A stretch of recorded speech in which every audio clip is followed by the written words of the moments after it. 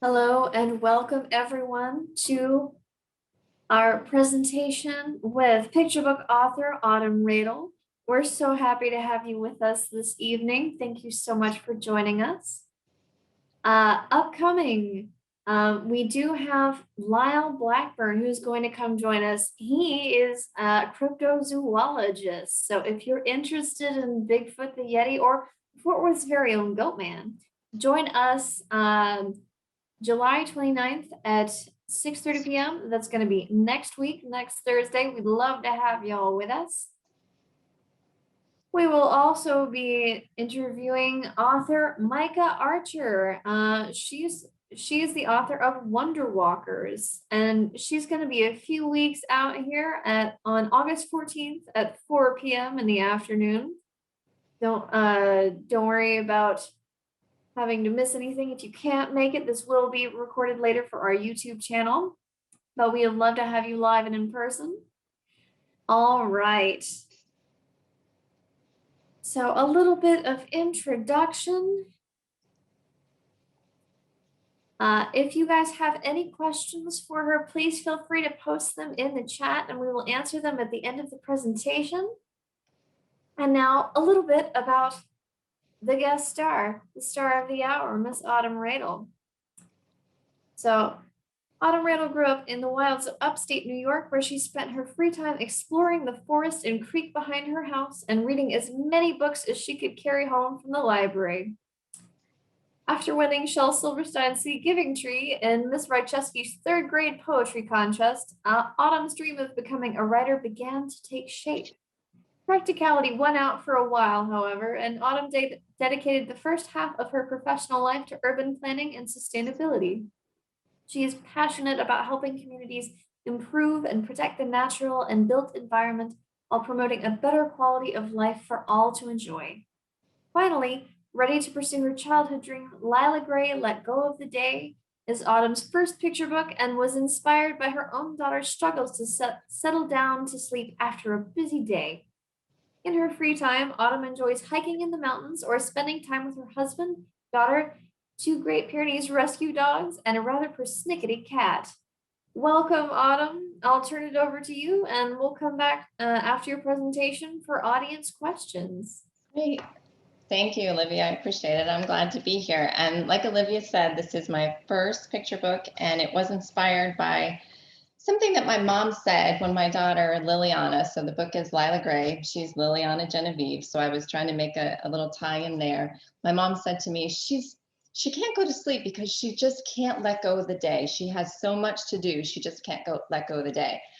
And right when she said it, I just went, there's a story there. And it took several years for that story to take shape, but that is kind of the inspiration for it. My now 10-year-old, who as a 1, 2, 3-year-old just would not go to sleep. And so I thought, there's got to be a lot of parents out there who struggle with this. And so it's meant to be kind of a wind down to sleep bedtime story, but also kind of an empowering story for kids to think about all that they can do with their day and in their future in their life. So it's kind of inspiring and empowering, hopefully, for kids too. So tell us one more story, Mama. Falcon and I aren't sleepy yet. Bedtime came too soon.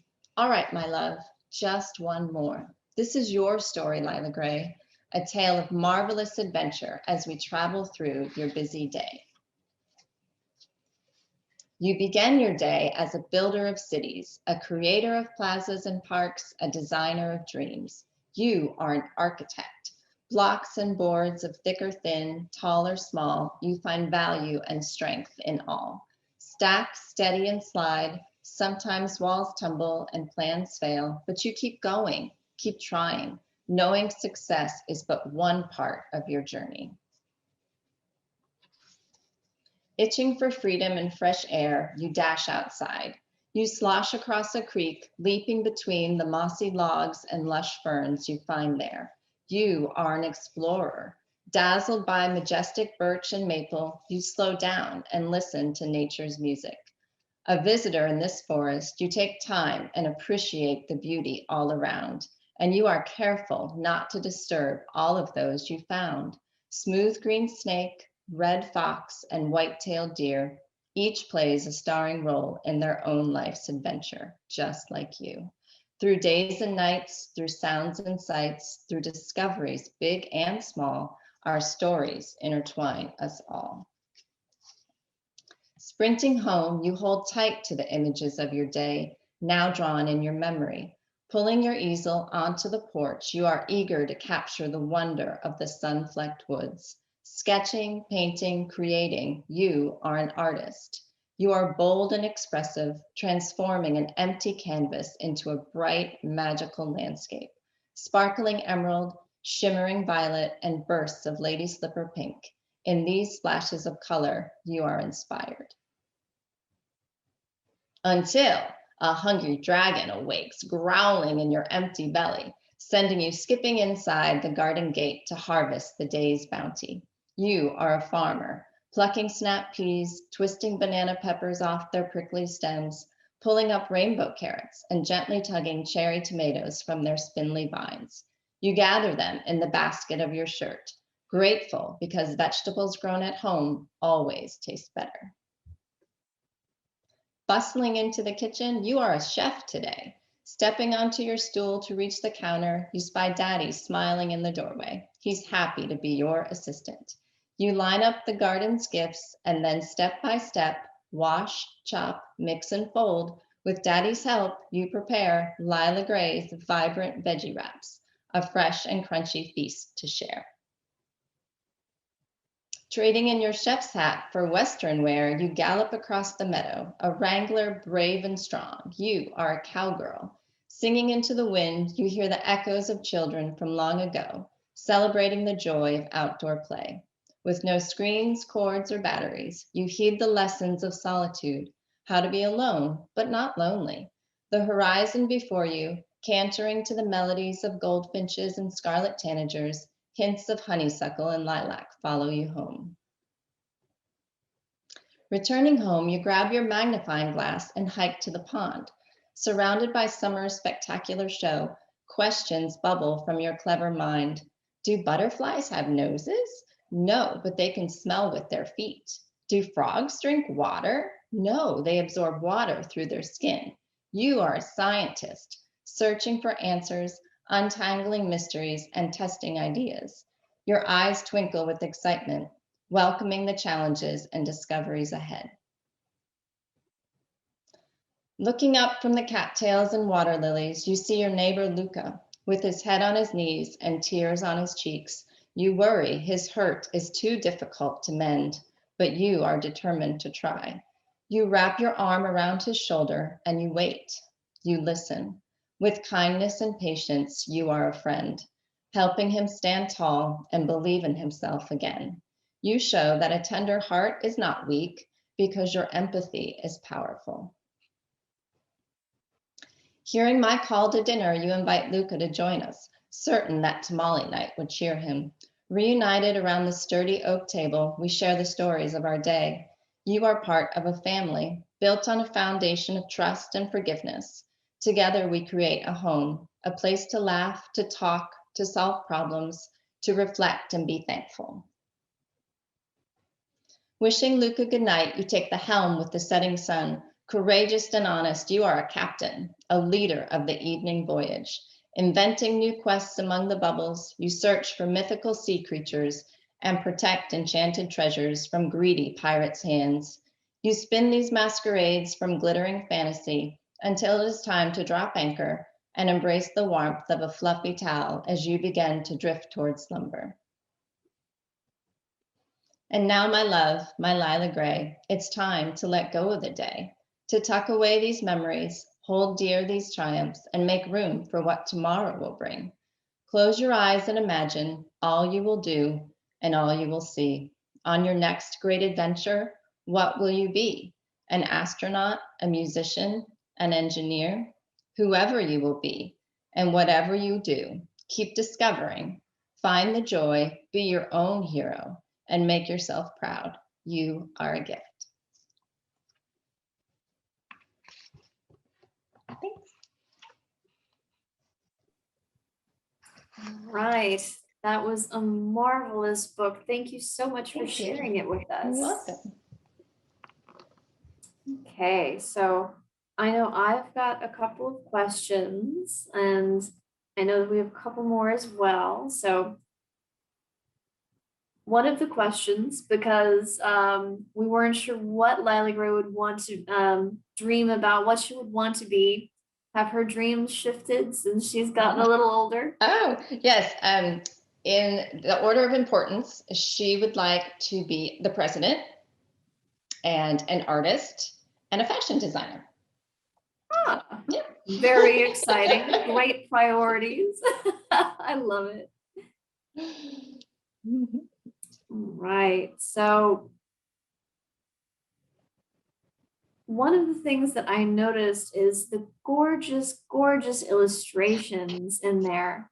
So did you do those? And if you didn't, can you talk a little bit about the illustration process? Like how does the image come from your mind through someone else's fingers and onto the page? No, so you should all be very thankful. I did not illustrate this because it would be stick figures.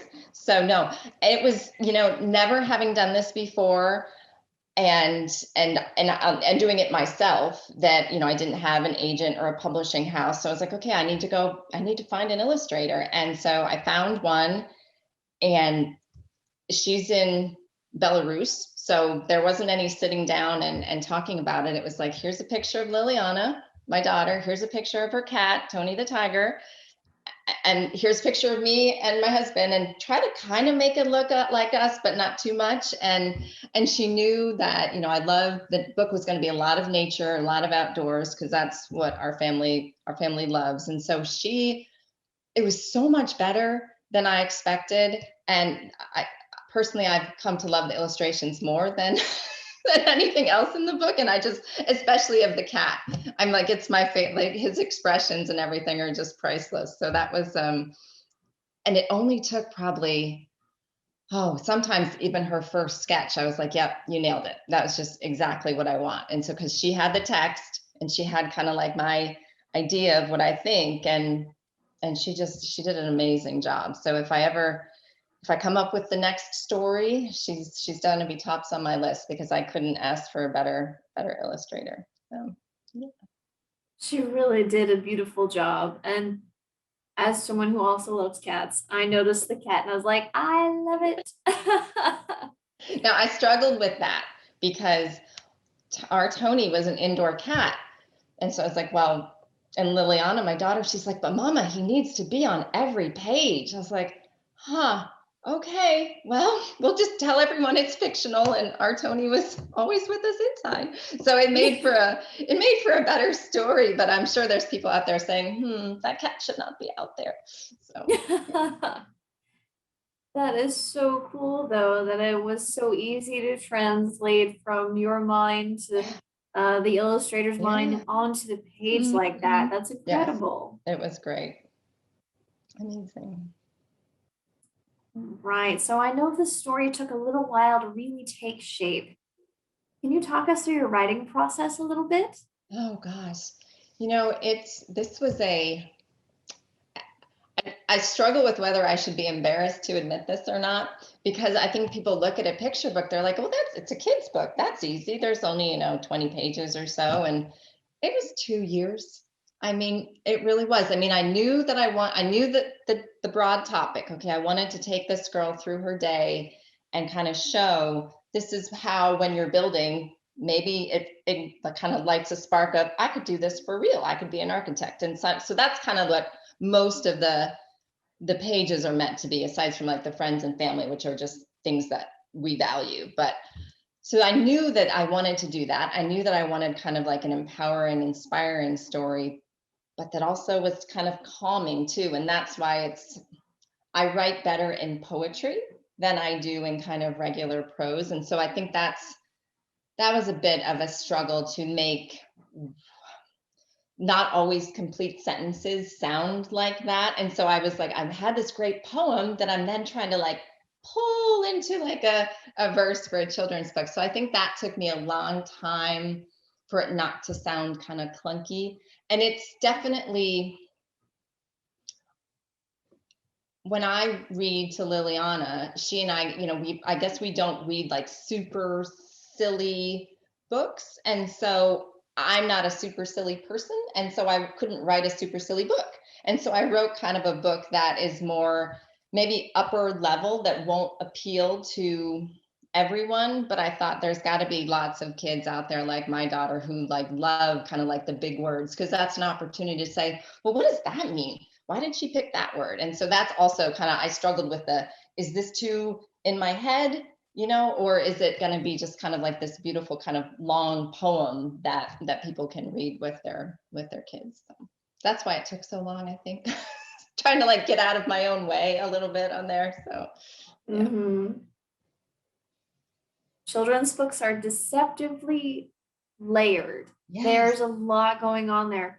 As a children's librarian, I commend you actually for picking those words, because that's one of the joys of picture books. One of the reasons why we share them with our patrons is because they have unique words, and the presence of unique words makes them very valuable. Thank you. Thank you.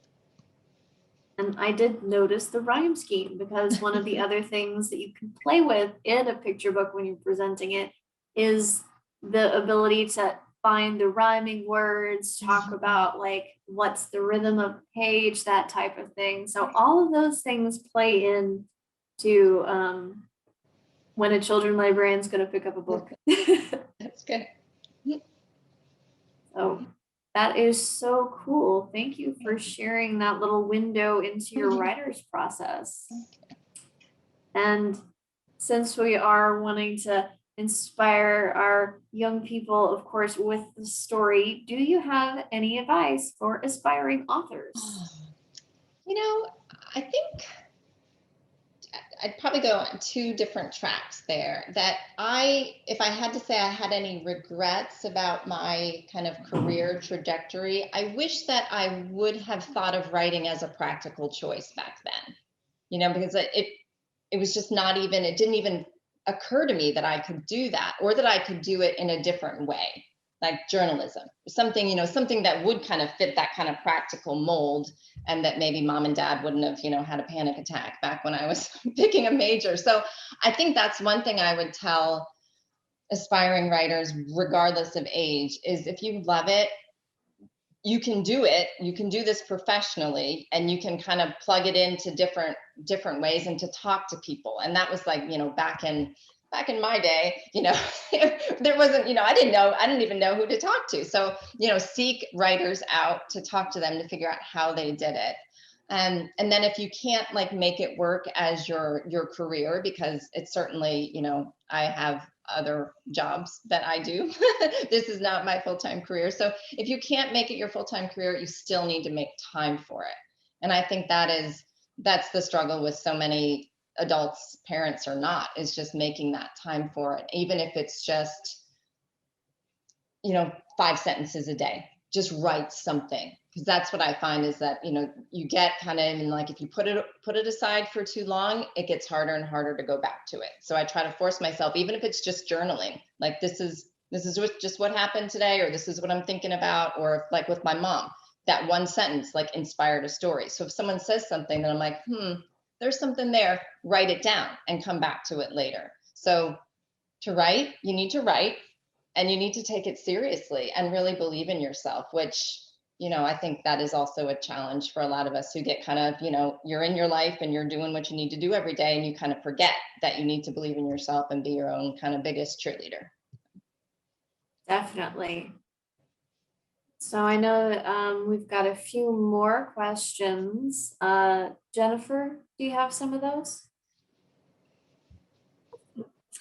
Forgot I was muted. Sorry. I do. So you said you didn't have an agent or any of that kind of stuff. So talk about the process it takes to get published. Oh, it was, I was just kind of flung myself into it. And so I had this manuscript. Like I even had to like teach myself like the right words. I'm like, I have some paper, I'm like, okay, I have a manuscript. And I was like, okay, I probably should have someone else look at this, right? Like I know, like, I'm going to say like real authors, like people who have agents and have big publishing houses, they certainly have someone else look at this. I was like, all right. So I went on to like, there's websites where you can find illustrators and editors. And so that's what I did. And I just said, I'm kind of an aspiring children's book author, and I need someone to look at this. And by the way, if you've ever done this before and helped someone get a book published, I would love for you to be that person too. And I found that in this one gentleman, and he focuses only now on self-publishing.